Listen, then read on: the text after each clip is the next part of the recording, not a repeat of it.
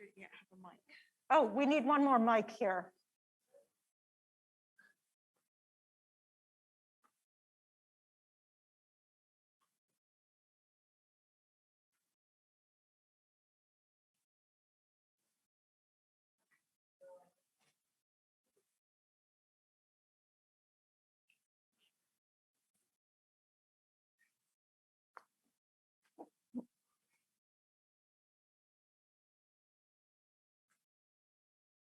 All set?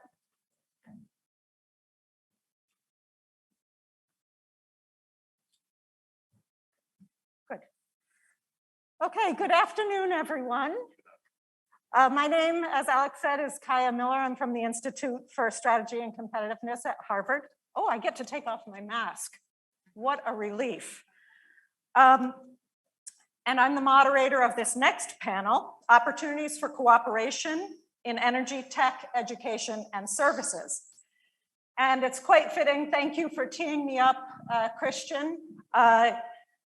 Partnerships are going to be absolutely critical, as we heard from not just Christian, but many of the other speakers. Because of the fast pace of change and growth that we're seeing, Guyana's international partnerships will play an important role in making sure that the country is able to leverage these historic oil discoveries and really realize that broad-based shared prosperity for all Guyanese people that we heard President Ali talking about yesterday, many other speakers, and that plays such a central role in the country's vision. So I'm here on stage now with 5 of Guyana's integral, engaged, and highly committed partners up here with me. And our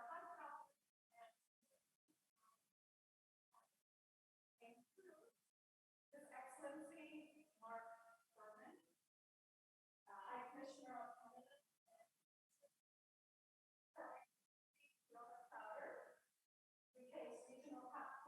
Ambassador for Latin America and the Caribbean, Her Excellency Sarah Ann Lynch, U.S. Ambassador to Guyana, His Excellency Fernando Nogales Alvarez, Ambassador of the Kingdom of Spain to the Republic of Trinidad and Tobago, and His Excellency Dr. K.J. Srinivasa, Indian High Commissioner to Guyana. So we will start with a discussion around the opportunities for cooperation in energy, and then move to a broader discussion around Guyana's business environment and the opportunities we have for tech investment services, and perhaps most importantly, and my favorite topic, investments in people. All these investments will set a stage for growth in a diverse array of industries. And we'll have a chance to hear from our esteemed panelists about the bilateral and multilateral partnership opportunities, and also hear a little bit of advice. And I'm happy to announce we will also have a chance for a few questions from the audience. So I want to encourage you to get ready, get your questions ready. We look forward to hearing directly from you. This conference is, after all, for you. So let's jump right in. And I'm going to select specific panelists, but if others would like to come in, you are most welcome. Let's start with Ambassador Lynch. Guyana is at an exciting point in its history, with close to 20% real GDP growth last year, a running list of new oil discoveries, a flood of investor interest that we've seen yesterday and today. Just look around the room.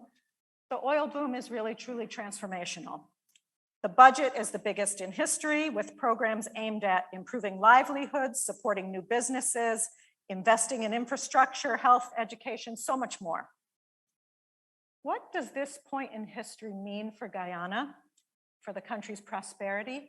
And really, what does it mean for the long-term prosperity of the Guyanese people? Thank you, Kaya, and it's great to be here. Thank you for the invitation to sit on this panel. And a big thank you to Tony White and the organizers of this expo. It really is amazing. And if people haven't had a chance to walk around the booths yet, I suggest that they do. I think the biggest signal there is Guyana is open for business.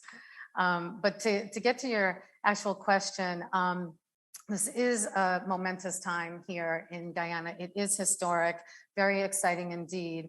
And Guyana, you know, like every nation around the world, is on its own journey to prosperity. I think Guyana's journey to prosperity is unique. And what makes it a little bit different is what we've been talking about all week, those 10 billion barrels of oil out there in the ocean and perhaps counting. That makes this a potential game changer time for Guyana if the oil resources are managed appropriately and well. And so I think in the short term, that's going to mean a lot of hard work. It's going to mean a lot of hard work for the government to look at legislation and regulations and put things in place to attract investors, whether they're local or international. It's going to mean a lot of hard work for the private sector to create interesting opportunities, to be innovative and create jobs, frankly, not just in Georgetown, but throughout Guyana. It has 10 geographic regions. And it's going to require a lot of work on behalf of the citizens of Guyana. They will want to participate. They'll want to be asked to participate in this new day to shape their future.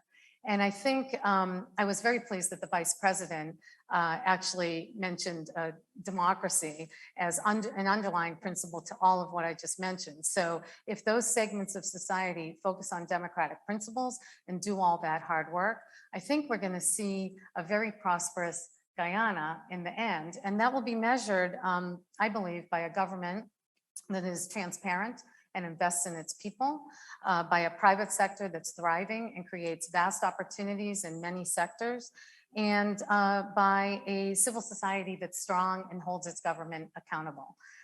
It's a tall order, but Guyana can do it. I think the international community is there to support them. And what we will see is a economically diverse, resilient, prosperous Guyana that is a great partner to the many nations that are represented here today.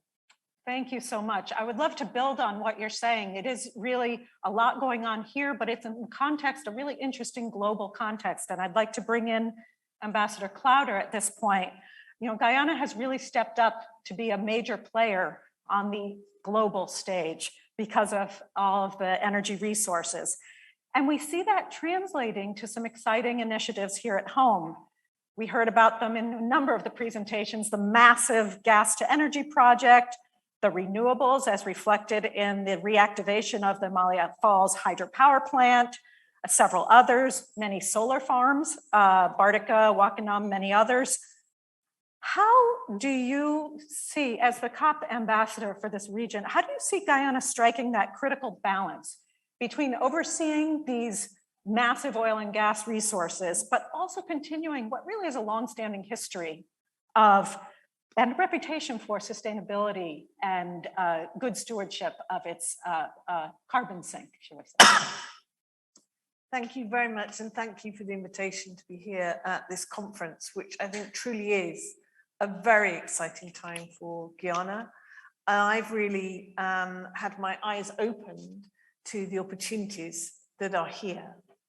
And I think I felt I was coming to an oil and gas conference and almost I deal with climate issues, so almost stepping into the dragon's den. But I think what's really exciting here is actually there is the possibility for a shared vision. And this is not an either or choice. This is a pathway which Guyana is at a unique moment in its history. It already has a very strong reputation on sustainability, the preservation of the forests, very precious biodiversity here. It now has this outstanding economic opportunity, that if used wisely, could further accelerate a transition towards a cleaner, sustainable future. And I think the key is actually in the title of this conference that we've all come here to, which is about charting a sustainable energy future. And so I think we've heard great vision here. We've heard inspirational words from the president, from the vice president and other ministers, and also from other leaders, Mia Motley, the president of Suriname, and indeed the president of Ghana. So it's about how can the country translate that vision into the action and implementation that Christian has just been talking to us about. And so I think there are many, many opportunities here in which Guyana, also through its global diaspora, could present itself as a global exemplar, that we're all in a new world. We need to move to a net zero world. Guyana has this unique opportunity. It could really raise its profile, raise its influence, show how a shared path is possible, create prosperity for its population, and build a sustainable future. If it doesn't do that, there are also enormous risks here, both for Guyana as a country and for its global reputation. Because as we've also been saying, this is a shared agenda in the world. Yeah, thank you. I want to take that a step further and bring in Spain, Ambassador Alvarez. You talked about the importance of partnerships. We heard it in the title of this panel. As Guyana takes this more prominent role on the global stage, bilateral and regional relationships and partnerships are going to become, and they already are, increasingly important. How do you see Guyana's relationships with its international partners evolving over the next several years? And are there particular regions that you see as presenting particularly exciting opportunities for Guyana? So thank you so very much. I'm very happy to be here. To cut a long story short, I think that I had a boss who said that at the end of the day, foreign policy begins with your neighbors. And one of the most encouraging signs that and notices that I have heard these days is the focus on providing a gateway to Brazil, and the thing that this energy corridor. And I think that if these three countries manage to establish, identify themselves as a beacon for prosperity and stability, I think it's going to be a major piece of news. And also the alliance with Barbados. That might create a new impetus for the region to be seen not as a secondary player in the global stage, but as an active participant in all the contemporary discussions. Thank you. I completely agree with that. And I think the local partnerships that we heard a lot at the opening sessions are so exciting. And there's a real opportunity for Guyana to step up and be a leader in this Caribbean region. I'd like to bring in High Commissioner Berman now and double click a little bit on the renewables that we started to touch on a little bit. When we are thinking about the long-term evolution and vision for the global energy sector, obviously the portfolio of energy sources and opportunities for investment includes a broad array of things that we've all heard about, not just the oil and gas, solar, wind, hydro, hey, maybe someday even fusion, who knows? While much of the focus has understandably been on the oil and gas sector, the energy portfolio includes a number of exciting new projects in the renewables. How would you characterize these opportunities in the energy sector, specifically for Guyana? And what are the ones you find most exciting? Thank you. First of all, it's a pleasure to be here. And I particularly like being categorized as an expert. That's always a great way to start. So you can take that or leave it. You know, obviously, we're here to talk about oil and gas is the reason that we're here. But as the ambassador said, this has been a remarkable conference to talk at a breadth of energy possibilities. Canada's been involved in Guyana since independence. We've had a long relationship, but I have to be honest, the discovery of oil has made a number of potential investors sit up and take interest.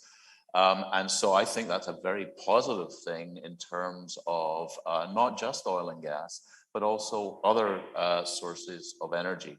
When you fly into Guyana, and I've been here just over a year, when you fly in or you fly over, you're struck by a number of things. And I think it was mentioned yesterday, huge coastline, massive rivers, waterfalls, bright sun, you know, wind. I mean, all the precursors for renewables are here. The Amelia Falls is one example of a project that's moving forward.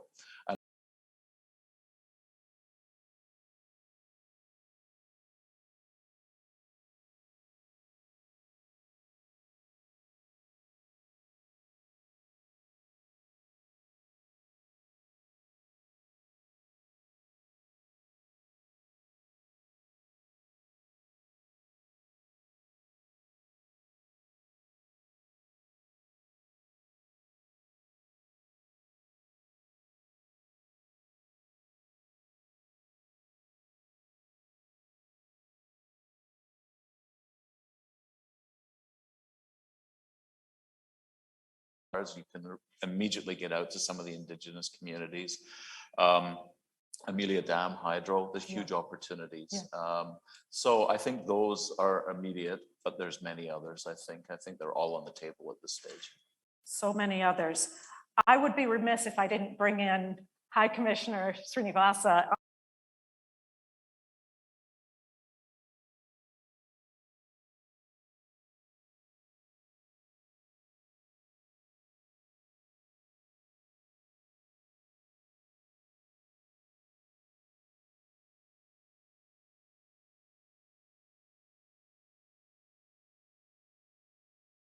Cooperation do you see with Guyana? Thank you, Kaya, for getting together, getting all of us together in this panel. And first of all, I would like to congratulate the organizers, the Guyanese government, and the participants on this successful, wonderful conference. I think this sets the tone for the future of Guyana. And I must say, these are exciting times, as Ambassador Lynch was mentioning. Guyana is open for business. I think in a decade's time, I don't know whether we will be able to recognize Guyana of today. Coming to your question, I think India, being the third largest consumer of energy in the world right now, and they're also ranked third in the Ernst & Young's Renewable Energy Country Attractiveness Index. So I don't know, that's an index where it places US and China #1 and #2. Yep. India is #3 there.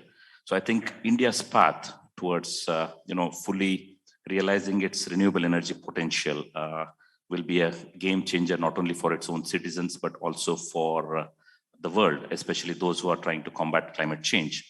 That said, you mentioned about India's goal recently for 40% of its energy mix being renewable energy sources.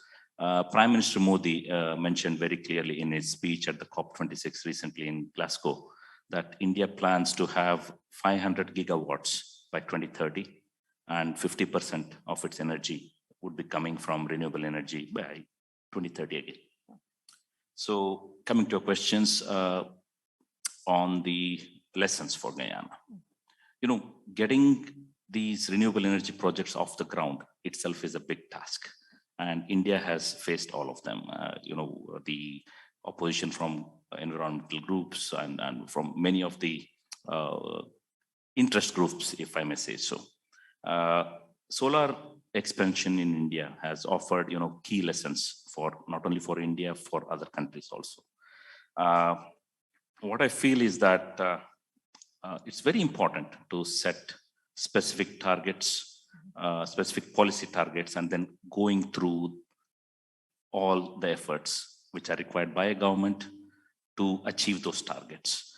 For example, what we have seen in India is that a very clear national leadership is required who want to not only get the policy running, but also to involve local authorities. Because the central government might say, okay, let's do this. But if the state governments are not involved fully, what will they do?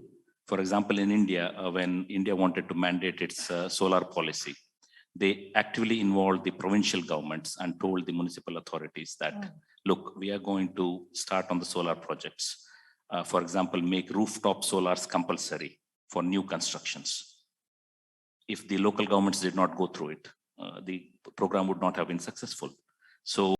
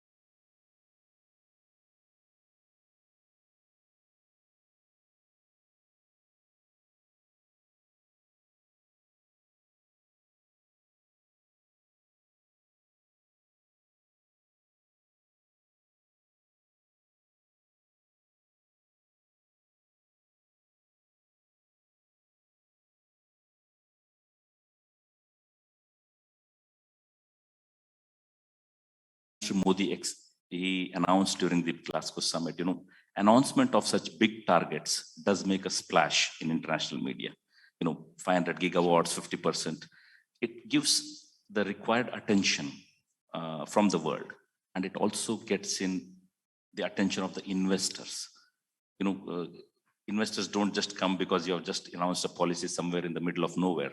You have to get them interested into your project. How do you do that? You announce these big splash projects. Then at the same time, what you do is you prepare a groundwork for reforms. You prepare a groundwork for those investments to come through. That's what is happening in India right now. And, renewables, when I was coming to this conference, people just mentioned that this is an oil and gas conference. It is not. It's an international energy conference. And that clarity of thought, that thinking process is there. We think that renewables is just what, solar or wind, but there are other aspects like biomass, mini hydel projects. These are all things, we have to get in a judicious mix of such sources of renewable energy into the grid. The key will be, of course, grid integration and storage integration, because power, solar energy, especially if it doesn't have the proper inverters and the storage capacity, it's not going to work. What we have done is that India has found out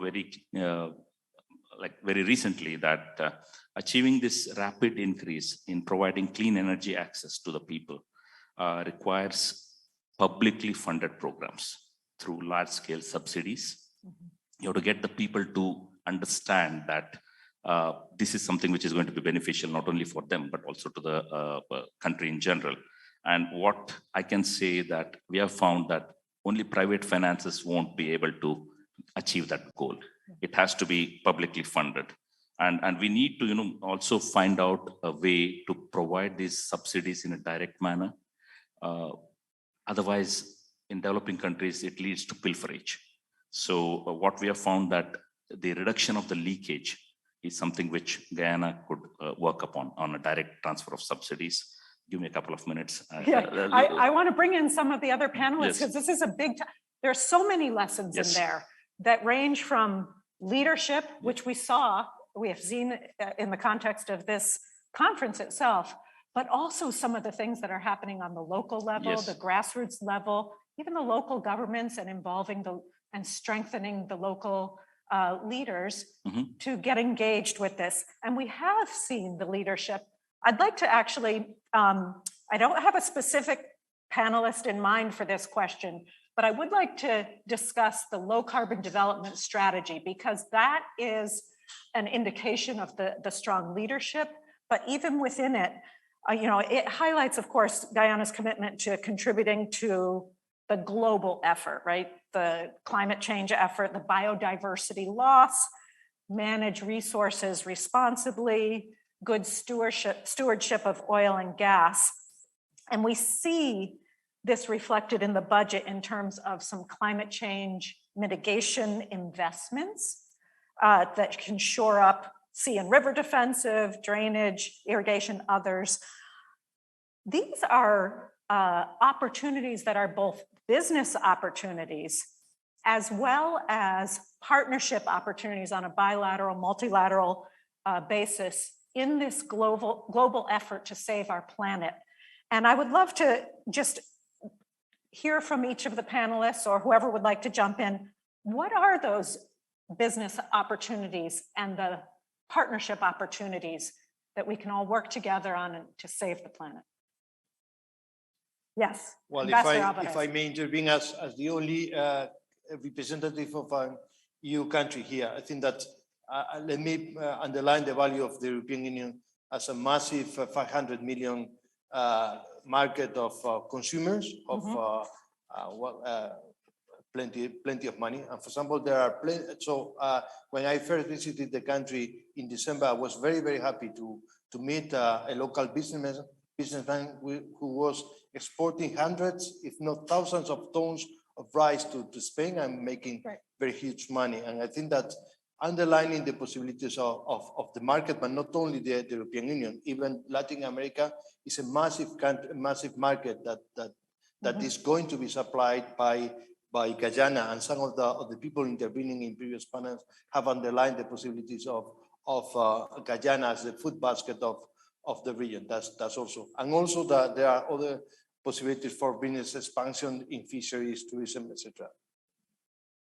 Yes, Ambassador Lynch. Yeah, just on the low carbon development strategy, I'd like to echo what I've heard from some others and give a shout out to Guyana for developing the low carbon development strategy. We haven't seen that in a lot of developing countries around the world. Guyana took it very seriously. It's out for consultation right now, as the Vice President mentioned, and they'll be waiting for comments back, and it might be tweaked and whatnot, but a very important effort on their part. In terms of opportunities, I think, representing the US, the Biden administration is very seized with this new moment, and I think it offers a number of opportunities in renewables. Again, whether it be hydro, solar, wind, or as the High Commissioner meant, there might be opportunities that we haven't even thought of. Others, the President mentioned wanting to solicit new technologies, cutting technologies here. And I think the US stands ready to participate. In my walk around the conference, I've talked to a lot of people who have many innovative ideas in these areas. Yeah. Commissioner Berman, and then we'll get to Ambassador Clouder. So I echo what colleagues have just said. I mean, one of the great opportunities for Guyana is because there's a lot they need to do, particularly in context of infrastructure and other industries, and therefore they have opportunity to use new and clean technologies, whether it's development of roads or buildings or we've already talked about new sources of energy. There's opportunities right now, and I know there's a lot of interest in all of our countries in sharing some of the technologies that we're developing. So they're at a perfect place to start to introduce those technologies into their movement forward. Great. Ambassador Clouder, and then I want to take us in a slightly different direction and then remind the audience to get your questions ready. Okay, Ambassador Clouder. So as the other panelists have said, I think opportunities across all sectors here. So again, it comes back to the implementation and actually translating that very good low carbon development strategy into an action plan, in addressing it in different sectors, and also tying this with the oil and gas opportunity, that how do you take all of this towards net zero? How do you also build those global alliances, both with partner countries, but also one of the things we've been trying to do through COP is mobilizing the big finance institutions, mobilizing other countries to invest, and mobilizing the private sector. So I think there's lots of opportunities to build different networks there. There's also, as well as the sectors of renewables, of agriculture, of water management, ecotourism, etc. There's all the underpinning financial, legal services, training and capacity building that's needed that goes along with that. But I guess one of my main messages is also that perhaps we haven't touched on so much is the critical crisis of climate change. And that means adaptation and resilience. So whatever is happening in terms of the new economic opportunities, whether it's building that rig, whether it's building a new eco-lodge, whether it's building a solar plant, whatever, it's about embedding adaptation to rising climate risks, and the future resilience in that infrastructure is going to be absolutely crucial. And there's business opportunities there too. Right, and you've mentioned a number of them. You've opened the door to talk about all of these other tourism and agriculture, and truly Guyana, as many of you have said, is open for business. And so I want to move a little bit to away from energy toward the broader business platform that's under development in Guyana. All eyes are on Guyana these days, looking for opportunities to engage. You've been here on the ground. What are some of the ways that you've seen Guyana preparing for these new investors, new business people coming in? And what advantages does Guyana offer to investors? And I don't have a particular panelist in mind, so please, Ambassador Lynch. Start because it's easy. The advantages for the United States are Guyana's English speaking, proximity to the US, and it's resource rich. So I think those three things together make this a terrific destination for investors and very attractive to investors. As far as what Guyana is doing to prepare, it's doing many things. And I think looking at the investors, they are really interested in a couple of key things, and that's security, governance, and predictability. So those three things are very important, I think, to every investor here. And I see Guyana preparing on the security front. We actually partner with them on working with the Guyana Defense Force and the police force, other institutions in the security fabric to improve their professionalization and just make this a more secure place for investors and their families going forward. Very, very important on that note. On the governance side of things, we work quite a bit on institutional capacity building with the government. Two quick examples. One is the Guyanese Revenue Authority that we've worked with to increase their capability to audit large contracts. And we've also worked with their human resource folks to develop better systems so they aren't victim to corrupt practices so much. And then the EITI, the Extractive Industries Transparency Initiative, through our U.S. Agency for International Development, we help stand that up here. And we continue to work with the EITI to get them to the next level. And then on predictability, I think Christian mentioned the budget this year and the last year. And I think what you see is, while they are trying to do a lot, there is a prioritization. And they are prioritizing health and education in both budgets. So that gets to investing in people and infrastructure, which gets to investing in the economy. So I think they've been somewhat predictable in outlining the budget priorities. But there's still certainly a lot of work to do to make this a great investment climate. And I think the government should really focus on the tender process and modernizing that, look at tax incentives, looking at a single window. I know there's been some talk about that. So making it easier to navigate the business climate here and setting up a business. So those are just some of my thoughts on making it more friendly. Thank you. Let's bring in one more comment on what makes Guyana a good place to do business. Okay, Ambassador Berman. Just very briefly, one of the advantages that many of our countries have is that we have large Guyanese diasporas who are very knowledgeable, who have connections and partnerships. I mean, Mr. Tony White, who's organized this conference, is a very successful Canadian/Guyanese businessman. That's a huge advantage because they're familiar with how things work. They're familiar. They can develop partnerships very quickly. And I think that's a huge advantage. But I also agree that the move towards a single window, the concierge service will be a huge benefit to help streamline, particularly for companies who haven't been here before, who are getting into new areas such as agriculture or tourism or others. I think that'll be a huge step forward. Okay, great. And I'm going to move to the last question before we open it up. And I want to invite audience members to come to the center aisle where you'll find microphones. So last question before we open it up for questions. Let's make this a speed round and include everyone. In just a sentence or two, if there was one piece of advice you could give to the potential partners in our audience today who are exploring opportunities in Guyana, what would it be? We'll just go down the line. Sure. I would suggest that you please build up local linkages. The local partners are very vital in Guyana. I think your partnership in Guyana will go a long way if you have a local partner. Thank you. Yes, come to Guyana prepared, do your homework, and come to Guyana to find a local partner. I'd say build that brand on heading to net zero, raise awareness that this is a new opportunity in a new Guyana, and build that trust and partnerships.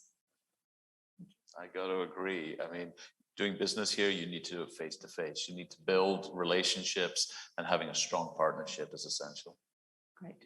Well, I could subscribe that. Invest in people and to be there for the long haul, as for example, Repsol has been in this country for 20 years and it paid off.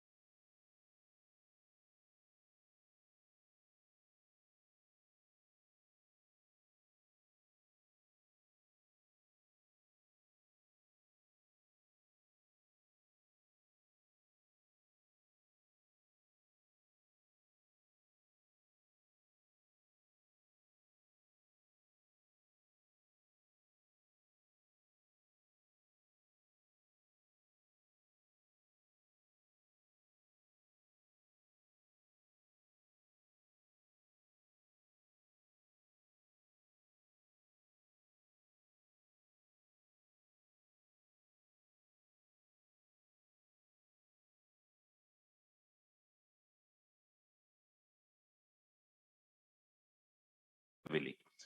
For example, the COVID has taught us about e-learning and distance learning now. I think that should be continued in certain respects. The upskilling of the local labor in many fields, be it oil and gas, be it your health, be it your IT skills, etc.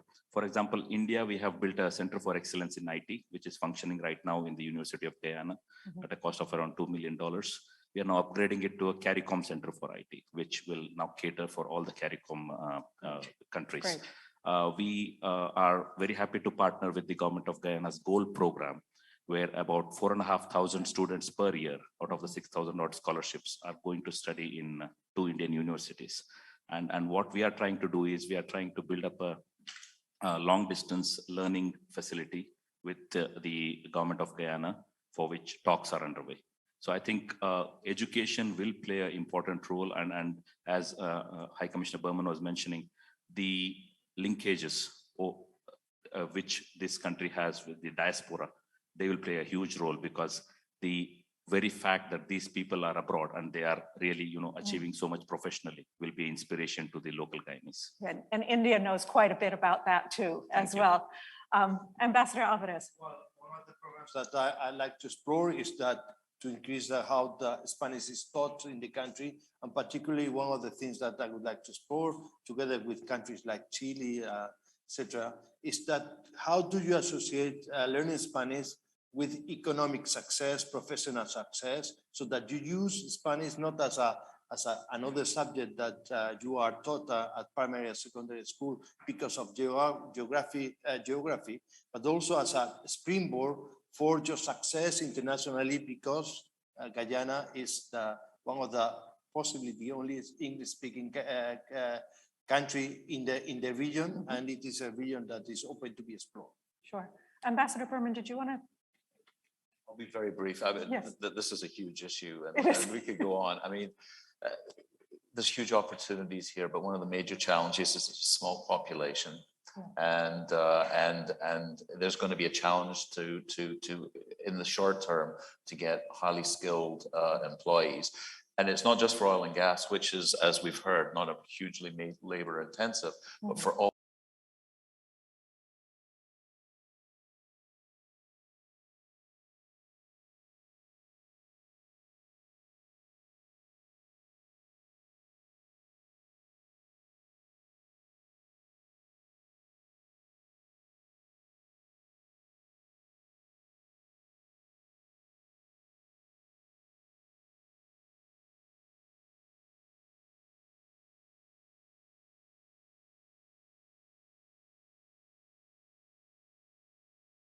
Technical educational opportunities are there for the Guyanese who want to take advantage. Looks like we have a couple of questions from the audience, so let's turn to that.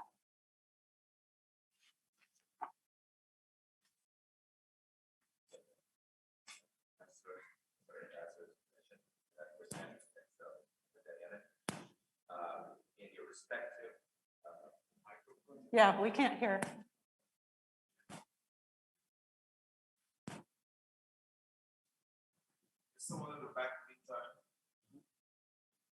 Why don't we go to the one in the back, if that microphone is working, and then we'll come back to this one. Hello, good afternoon. Good afternoon. So my name is John. I'm from Ghana. My question goes to the US ambassador.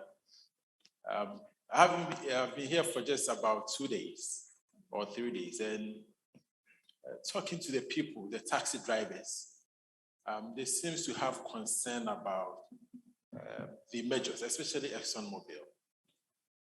And so my question is whether the American government has anything, to do to assuage the fears of the people.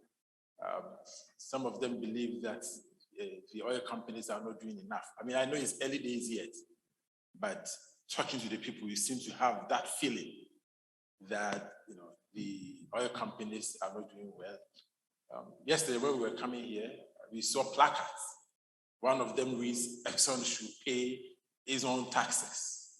So there is that feeling. And so I'm trying to find out if the American government, and for them I say ExxonMobil, has anything to do to at least assuage the fears of the people of Guyana? Thank you very much. So I think I took that to mean that there are certain fears that certain parts of society won't be a part of this new day. I think I've heard that fear. I've been here now for 3 years and, speak with a lot of people around Guyana, various regions, all the time. And so there certainly is that fear. But I think the oil companies in general, other parts of the economy are doing quite a bit to disabuse citizens of that. And some of what they're doing is getting them involved in this legislation. They're putting that out there for comment. So they're having citizens be a part of this new day. They are investing in educational institutions on the formal side, like University of Guyana. Also investing in, as you mentioned, several mentioned, vocational education efforts as well. So there are a number of things that I think the government is doing. I mentioned some earlier, but the companies in general, they're issuing scholarships for training. They're issuing, they're announcing internships that people can take part in. So they want to attract, I think, the best and the brightest of Guyana, but they recognize, and I think the Guyanese recognize, they don't have all the technical expertise necessarily to get involved in the oil industry right away. So these companies are setting up their own kind of training centers and on-the-job training as well. So I think there are a number of things that these companies are doing to help the citizens realize that they want to invest in them and that they will have a future and they will have opportunities. And I just want to add by saying, because several people mentioned the diaspora, I think a real indicator of ultimate prosperity here in Guyana will be when the youth stay here. Right. At the university, we hear it's upwards of 80% of the graduates leave to go to many of our nations to find opportunities. But if the opportunities are here, the youth will stay here. And I think that's the ultimate sign of a prosperous society. And we've certainly heard that the opportunities abound. And so let's get the word out to the young people. Were we able to get the microphone working here in the front? Yes, I think we're on there. Ambassadors, High Commissioner, good afternoon. My name is Chris Sammy. I'm with Excel Guyana. Given the time that you've spent in Guyana over, whether it's a year or last 3-4 years, and your interaction with companies from your respective areas, country looking to do business in Guyana, what has been, I would say, some challenge, feedback, and how can Guyanese on this end help in terms of accommodating some of the maybe concerns or shortcomings that may need to be addressed? Thanks. Would anyone like to take that? Yes, Ambassador. No. Oh, no. So if I understand your question, just to clarify, how can the Guyanese, the local businesses become more involved? What are the expectations and what kind of comments are being shared about Oh, okay, so views from your countries about what it's like to do business in Guyana, any concerns you might hear that Guyana can make sure to address? Well, I'm happy to Jump in, Ambassador Lynch, and crack then, at it. others are welcome as I well. go back to some of the things I said earlier, actually, that we're hearing that, the ease of doing business could be improved. And I mentioned, as did the High Commissioner, from Canada mentioned this, the single window whereby, and I know they're looking at this. Sure. The Minister of Tourism has mentioned it to me, as well as Go Invest and some other key institutions here. But I think the quicker they develop this single window, so when investors come here, they actually know how to, again, navigate the systems. For the US Embassy part, and maybe others would like to comment, we operate as kind of a clearinghouse for US businesses. We have a lean and mean team. And then the 3 years I've been here, the number of phone calls and emails and whatever from potential investors has increased dramatically. But we talk to all of them. We listen. We know a lot about the business climate here on the ground, and we really look into the economic climate as well. We share all that information with businesses, and so we really do listen to them and try to give that feedback to other businesses that are looking for opportunities here. But the single window would go a long way. The modernization of the tender process, again, would go a long way. And I think, again, looking at additional tax incentives would be helpful. But it sounds like all of you in your respective embassies here in Guyana offer resources that can help navigate. So if things aren't working perfectly, they will eventually get better, but there is help in navigating in the short term.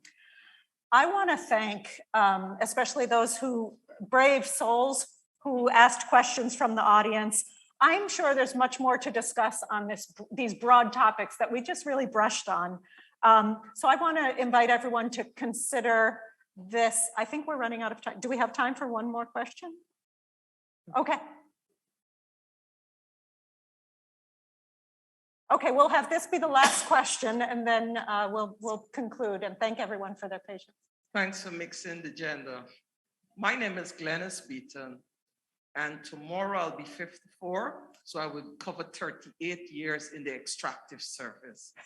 While we continuously say Guyanese do not have the skill, it should relate only to oil and gas, since we would have been extracting from the time I was born.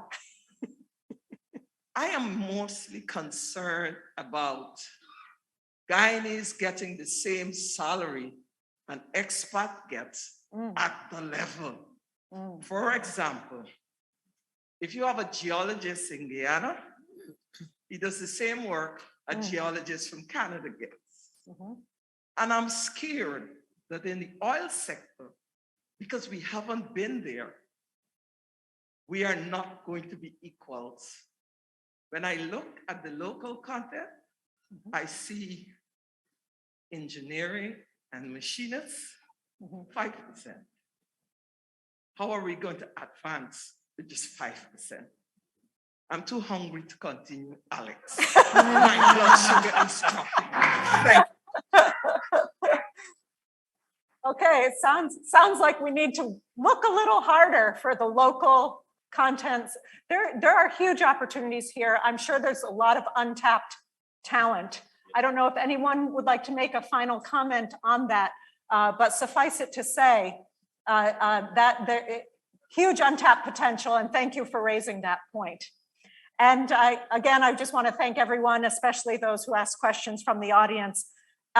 These are resources. These esteemed panelists are your resources. Their embassies and their countries have many resources and programs that are open for Guyanese to participate in and tap into and get involved in some of these historic opportunities. So consider this the start of a beautiful friendship and ongoing dialogue, and I encourage you to tap into these resources. That concludes our panel for today. Please join me. We'll talk over coffee, but please join me in thanking our esteemed panelists for their time, insight.